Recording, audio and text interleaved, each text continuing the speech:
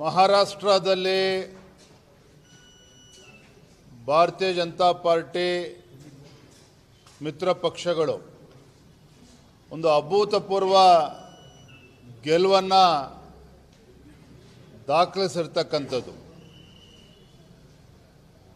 ಮಹಾರಾಷ್ಟ್ರದಲ್ಲಿ ವಿಶೇಷತೆ ಏನಪ್ಪ ಅಂತ ಹೇಳಿದ್ರೆ, ಬಿಜೆಪಿ ಚುನಾವಣೆ ಸ್ಪರ್ಧೆ ಮಾಡಿದ್ದೆ 148 ಕ್ಷೇತ್ರಗಳಲ್ಲಿ.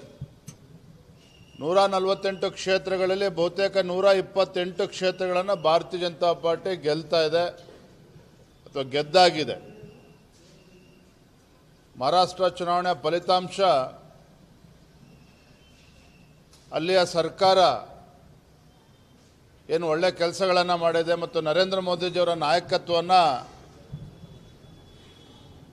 ಮತ್ತೊಮ್ಮೆ ಬಲಪಡಿಸಿರ್ತಕ್ಕಂಥದ್ದು.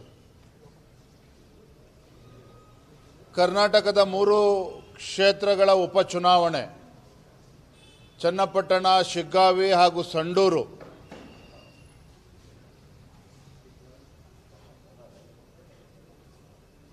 ಮೂರು ಕ್ಷೇತ್ರಗಳಲ್ಲೂ ಶಿಗ್ಗಾವಿಯಾಗಿ ಸಂಡೂರಿನಲ್ಲಿ ನಾವು ಬಿಜೆಪಿ ಗೆದ್ದೇ ಗೆಲ್ತೇವೆ ಅನ್ನೋ ಸಂಪೂರ್ಣ ವಿಶ್ವಾಸ ನಮಗಿತ್ತು. ಚನ್ನಪಟ್ಟಣದಲ್ಲೂ ಕೂಡ ಏನೇ 50-50 ಅಂತ ಹೇಳಿದ್ರು ಕೂಡ ನಿಖಿಲ್ ಕುಮಾರಸ್ವಾಮಿ ಅವರು ದೊಡ್ಡ ಹಂತದಲ್ಲಿ ಗೆಲ್ತಾರೆ ಅನ್ನುವ ವಿಶ್ವಾಸ ಎರಡೂ ಪಕ್ಷಗಳಿಗೆ ಇತ್ತು. ಆದರೂ ಸಹ 3 ಕ್ಷೇತ್ರಗಳಲ್ಲಿ ನಮಗೆ ಹಿನ್ನಡೆ ಆಗಿದೆ. ಆ ಹಿನ್ನಡೆಗೆ ಕಾರಣಗಳು ಏನು? ಬರೋ ದಿನಗಳಲ್ಲಿ ನಾವು ಕೂತು ವಿಶ್ಲೇಷಣೆಯನ್ನು ಮಾಡ್ತೇವೆ. ಆದರೆ ಮತದಾರರು ನಾವು ಕೂಡ ತಿದ್ಕೊಂಡು ಹೋಗಬೇಕು ಅನ್ನೋ ಸ್ಪಷ್ಟ ಸಂದೇಶವನ್ನಂತೂ ಕೊಟ್ಟಿದ್ದಾರೆ.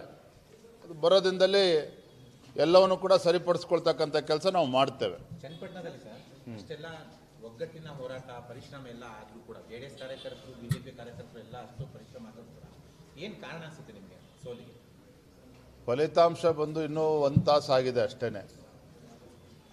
ಸೋಲಿಗೆ ಏನು ಕಾರಣಗಳು ಖಂಡಿತ ಇರ್ತದೆ, ನಿಶ್ಚಿತವಾಗಿ ಕಾರಣಗಳು ಇದ್ದೇ ಇರ್ತದೆ. ಗೆದ್ದಾಗಲೂ ಕೂಡ ಕಾರಣಗಳು ಇರ್ತದೆ, ಸೋತಾಗ ಇನ್ನೂ ಹೆಚ್ಚು ಕಾರಣಗಳು ಇರ್ತದೆ.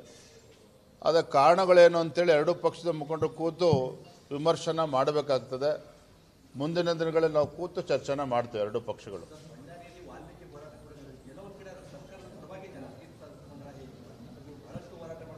ಹಿಂದೆ ಸಿದ್ದರಾಮಯ್ಯನವರು ಮುಖ್ಯಮಂತ್ರಿಗಳಿದ್ದಾಗ ಕೊನೆ 1 ವರ್ಷ ಇದ್ದಾಗ ನಂಜನಗೂಡು ಮತ್ತು ಗುಂಡೂಲ್ಪೇಟೆ ವಿಧಾನಸಭಾ ಕ್ಷೇತ್ರಗಳ ಉಪಚುನಾವಣೆ ನಡೆಯಿತು.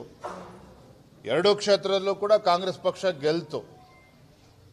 ಆದರೆ ಅದಾದ 10 ತಿಂಗಳಲ್ಲಿ ಏನೋ ಸಾರ್ವತ್ರಿಕ ಚುನಾವಣೆ ಆಯಿತು, ಅದೇ ಜನ ಅವ್ರಿಗೆ ಧಿಕ್ಕರಿಸಿದ್ರು.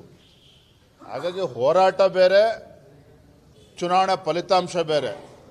ಹಾಗಾದರೆ ವಾಲ್ಮೀಕಿ ಅಭಿವೃದ್ಧಿ ನಿಗಮದಲ್ಲಿ ಹಣ ಲೂಟಿ ಮಾಡಲಿಲ್ವ ಹಂಗಾರೆ ಕಾಂಗ್ರೆಸ್ ಪಕ್ಷದವರು? ಸಿದ್ದರಾಮಯ್ಯನವರು ಭ್ರಷ್ಟಾಚಾರದಲ್ಲಿ ಅವರ ಆರೋಪಿ ನಂಬರ್ 1 ಅಂತೇಳಿ ಇವತ್ತು ಕೋರ್ಟ್ ಹೇಳಿಲ್ವ? ಹಾಗಾದರೆ FIR ರಿಜಿಸ್ಟರ್ ಆಗಿಲ್ವ? ಹಾಗಾದರೆ ನಾವು ಸುಳ್ಳು ಹೇಳ್ತಾ ಇದ್ದೀವ? ಈ ಚುನಾವಣೆಯ ಸೋಲು ನಾವೇನು ಹತಾಶರಾಗಿಲ್ಲ, ಅದರ ನಿರೀಕ್ಷೆ ಇಟ್ಕೊಂಡಿದ್ವಿ. ಗೆಲ್ತೇವೆ, 3 ಕ್ಷೇತ್ರದಲ್ಲಿ ಗೆಲ್ತೇವೆ ಅಂತೇಳಿ ನಾವು ನಿರೀಕ್ಷೆನ ಇಟ್ಕೊಂಡಿದ್ವಿ. ಆದರೆ 3 ಕ್ಷೇತ್ರದಲ್ಲಿ ನಾವು ಸೋತಿದ್ದೇವೆ ಅಂತ ಹೇಳಿದ್ರೆ ಅದರಿಂದ ನಾವಾಗಲಿ ನಮ್ಮ ಕಾರ್ಯಕರ್ತರಾಗಲಿ ಹತಾಶ ಆಗ್ತಕ್ಕಂಥ ಪ್ರಶ್ನೆ ಇಲ್ಲ. ನಾವು ಇನ್ನೂ ಕೂಡ ಧೈರ್ಯವಾಗಿ ಮುನ್ನುಗ್ತೇವೆ. ಈ ಭ್ರಷ್ಟ ಕಾಂಗ್ರೆಸ್ ಸರ್ಕಾರದ ಬಂಡವಾಳವನ್ನು ಬಯಲಿಗೆ ಎಳಿತಕ್ಕಂಥ ಕೆಲಸವನ್ನು ಮಾಡ್ತೇವೆ.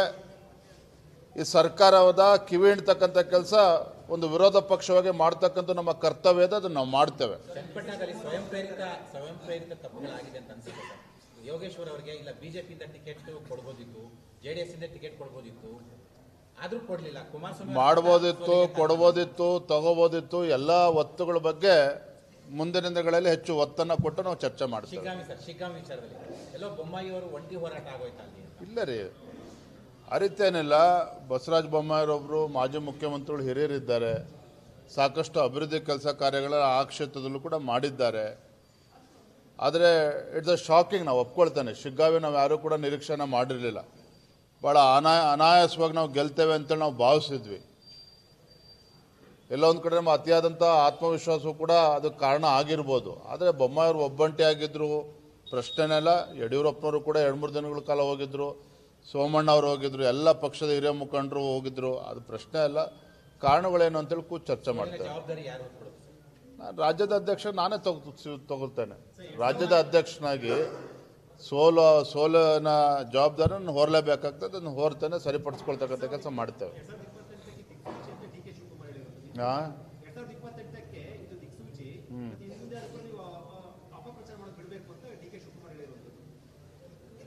ಬೆಳಗಾವಿ ಅಧಿವೇಶನದಲ್ಲಿ ಮಾತನಾಡ್ತೇನೆ. ಯಾವನ ಅಪಪ್ರಚಾರ ಮಾಡ್ತಾ ಇದ್ದಾರೆ. 97 ಕೋಟಿ 187 ಕೋಟಿ ಲೂಟಿ ಹೊಡೆದು ನಿಮ್ಮ ಮಂತ್ರಿ ಜೈಲು ಹೋಗಿದ್ದು ಸುಳ್ಳಾಗಾದ್ರೆ, ವಾಲ್ಮೀಕಿ ಅಭಿವೃದ್ಧಿ ನಿಗಮದಲ್ಲಿ ಹಣ ಲೂಟಿ ಮಾಡಿರ್ತಕ್ಕಂಥ ಸುಳ್ಳಾಗಾದ್ರೆ ಸ್ವತಃ ಮುಖ್ಯಮಂತ್ರಿಗಳು ಒಪ್ಕೊಂಡಿದ್ದಾರಲ್ರಿ ಸದನದಲ್ಲಿ. ಮೈಸೂರು ಮೂಢ ಹಗರಣದಲ್ಲಿ ಏನೋ ನಾವು ತಪ್ಪೇ ಮಾಡಿಲ್ಲ ಅಂತ ಹೇಳ್ತಿದ್ರು. 14 ನಿವೇಶನಗಳನ್ನು ಯಾಕೆ ಸಿದ್ದರಾಮಯ್ಯನವ್ರ ಧರ್ಮಪತ್ನಿಯವರು ಮುಖ್ಯಮಂತ್ರಿ ಮನೆಯಲ್ಲೇ ಕೂತ್ಕೊಂಡು ಪತ್ರ ಬರೆದ್ರಾಗಾದ್ರೆ, ತಪ್ಪು ಮಾಡಿಲ್ಲ ಅಂತ ಹೇಳಿದ್ರೆ ಯಾಕೆ ನಿವೇಶನಗಳನ್ನು ವಾಪಸ್ ಕೊಟ್ಟರಾಗಾದ್ರೆ?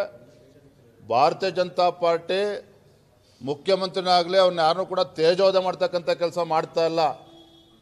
ಏನು ಭ್ರಷ್ಟಾಚಾರ ಮಾಡಿದ್ದಾರೆ, ಭ್ರಷ್ಟಾಚಾರವನ್ನು ಜನರ ಮುಂದೆ ಇಡ್ತಕ್ಕಂಥ ಕೆಲಸ ನಾವು ಮಾಡಿದ್ದೇವೆ. ವಾಲ್ಮೀಕಿ ಅಭಿವೃದ್ಧಿ ನಿಗಮದಲ್ಲೂ ಕೂಡ ಹಗರಣ ಆಗಿದೆ. ಆ ಸಮುದಾಯಕ್ಕೆ ಕಾಂಗ್ರೆಸ್ ಸರ್ಕಾರದವರು ಅನ್ಯಾಯ ಮಾಡಿದ್ದಾರೆ. ಮೈಸೂರಿನ ಮೂಢ ಹಗರಣದಲ್ಲೂ ಕೂಡ ಅಲ್ಲಿ ಸೈಟನ್ನು ಲೂಟಿ ಮಾಡ್ತಕ್ಕಂಥ ಕೆಲಸ ಮಾಡಿದ್ದಾರೆ. ಇದರ ಸೈಟಾಗಿ ವಾಪಸ್ ಹಿಂದಿರುಗಿಸ್ತಾ ಇದ್ರಾಗಾದ್ರೆ ಮುಖ್ಯಮಂತ್ರಿಗಳು. ಹಾಗಾಗಿ ನಾವು ಕೇವಲ ಆರೋಪವನ್ನು ಮಾಡ್ತಾ ಇಲ್ಲ. ಇವತ್ತು ಆರೋಪಗಳು ಎಲ್ಲವೂ ಕೂಡ ರುಜುವಾತಾಗಿದೆ. ಹಾಂ, ಒಂದು ಒಪ್ಕೊಳ್ತೇನೆ, ಅತಿ ಶೀಘ್ರದಲ್ಲೇ ಲೋಕಾಯುಕ್ತರು ಸಿದ್ದರಾಮಯ್ಯನವರು ನಿರಪರಾಧಿ ಅಂತೇಳಿ ಕ್ಲೀನ್ ಚಿಟ್ ಕೊಡ್ತಾರೆ. ನಿಮ್ಗೆ ಯಾವುದೇ ರೀತಿ ಅನುಮಾನ ಬೇಡ. ಮೂಢ ಪ್ರಕರಣದಲ್ಲಿ ಯಾವಾಗ ಸಿದ್ದರಾಮಯ್ಯನವರ ಬಾಮೈದ ರಾತ್ರಿ ಹೋಗಿ ತನಿಖಾಧಿಕಾರಿಗಳನ್ನ ಭೇಟಿ ಮಾಡಿ ಬರ್ತಾರೆ. ನಾನು ಹತಾಶನಾಗಿ ಮಾತನ್ನು ಹೇಳ್ತಾ ಇಲ್ಲ. ಎಲ್ಲದೂ ಕೂಡ ಇವತ್ತು ಬಹಿರಂಗ ಆಗಿದೆ. ಹಾಗಾಗಿ ಚುನಾವಣೆ ಗೆದ್ದಿದ್ದೇವೆ, ನಮಗೆ ಹಿನ್ನಡೆ ಆಗಿದೆ, ಒಪ್ಕೊಳ್ತೇನೆ ಹಿನ್ನಡೆ ಆಗಿದೆ. ರಾಜ್ಯದ ಅಧ್ಯಕ್ಷ ಜವಾಬ್ದಾರಿ ತೊಗೊತೀರ, ಖಂಡಿತವಾಗಿ ನಾನು ಜವಾಬ್ದಾರಿ ತೆಗೆದುಕೊಳ್ತೇನೆ. ಸರಿಪಡಿಸ್ಕೊಳ್ತಕ್ಕಂಥ ಕೆಲಸ ನಾವೆಲ್ಲ ಮುಖಂಡರು ಸೇರಿ ಮಾಡಬೇಕಾಗಿದೆ. ಅದು ಮಾಡ್ತೇವೆ ಮುಂದಿನ ದಿನಗಳಲ್ಲಿ. ಈ ಸೋಲಿನಲ್ಲಿ ಪಾಠ ಕಲಿತಕ್ಕಂಥದ್ದು ಅನೇಕ ಪಾಠಗಳಿಂದ ಕಲಿಬೇಕಾಗ್ತದೆ. ನಾವು ಕೂಡ ಎಲ್ಲರೂ ಕೂಡ ಅದಕ್ಕೆ ಕೈ ಜೋಡಿಸ್ಬೇಕಾಗ್ತದೆ. ಹಾಗಾಗಿ ಚುನಾವಣೆ ಗೆದ್ದಿದ್ದೇವೆ ಅಂತೇಳಿದ್ರೆ ಅವ್ರನ್ನ ಅಪರಾಧ ಮಾಡಿಲ್ಲ ಅಂತೇನಿಲ್ಲ. ಆಡಳಿತ ಪಕ್ಷದವರ ನಡವಳಿಕೆಗಳು, ಅವರ ತೀರ್ಮಾನಗಳು, ನಿರ್ಧಾರಗಳು ದಿನನಿತ್ಯ ಹೊತ್ತು ಬಡವರಿಗೆ ಹೊತ್ತು ಬರೆ ಎಳಿತಕ್ಕಂಥ ಕೆಲಸ ಕಾಂಗ್ರೆಸ್ ಸರ್ಕಾರದವ್ರು ಮಾಡ್ತಾ ಇದ್ದಾರೆ. ಏನಣ್ಣ ತಂದೆ ಮಗ ಕಾರಣ ಸೋಲಿಗೆ ಈಗ ಒಪ್ಪಿಲ್ಲ. ವಿಜೇಂದ್ರ ಮತ್ತೆ ಯಡಿಯೂರಪ್ಪನವರು ಒಳ ಒಪ್ಪಂದ ಮಾಡ್ಕೊಂಡಾಗಿ 3 ಸೋಲಾಯಿತು ಅಂತ ಯತ್ನಾಳ್ ಅವರು ಮಾಡಿರುವಂತ ಆರೋಪ. ಈ ರೀತಿ ಏನು ಹಗುರವಾಗಿ ಮಾತನಾಡ್ತಾರೆ, ಇದು ಸಹಿಸ್ಕೊಳ್ತಕ್ಕಂಥ ಪ್ರಶ್ನೆನಲ್ಲ. ಕಾರ್ಯಕರ್ತರು ತೂಚಿ ಅಂತ ಉಗಿತಾರೆ ಈ ರೀತಿ ಮನಬಂದಂತೆ ಮಾತನಾಡ್ತಾ ಇದ್ರೆ. ನಮ್ಮದೊಂದು ರಾಷ್ಟ್ರೀಯ ಪಕ್ಷ ಇದೆ, ಅವರೊಬ್ಬರು ಕೇಂದ್ರದ ಸಚಿವರಾಗಿ ಕೆಲಸ ಮಾಡಿರ್ತಕ್ಕಂಥವ್ರು. ಇನ್ಮೇಲಾದರೂ ಹಗುರವಾಗಿ ಮಾತನಾಡೋದನ್ನು ಬಿಟ್ಟು ಕಾರ್ಯಕರ್ತರಿಗೆ ನೋವಾಗದ ರೀತಿಯಲ್ಲಿ ಸಂಘಟನೆಗೆ ಪೂರ್ವಕವಾಗಿ ಕೆಲಸ ಮಾಡ್ತಕ್ಕಂಥ ಒಳ್ಳೆ ಕೆಲಸ ಮಾಡೋದಕ್ಕೆ ಸಾಧ್ಯ ಇದ್ದರೆ ಮಾಡಲಿ. ಈ ರೀತಿ ಹಗುರವಾಗಿ ಮಾತನಾಡೋದನ್ನು ಬಿಡಬೇಕು ಅವರು ಕೂಡ. ಥ್ಯಾಂಕ್ ಯು, ಧನ್ಯವಾದ.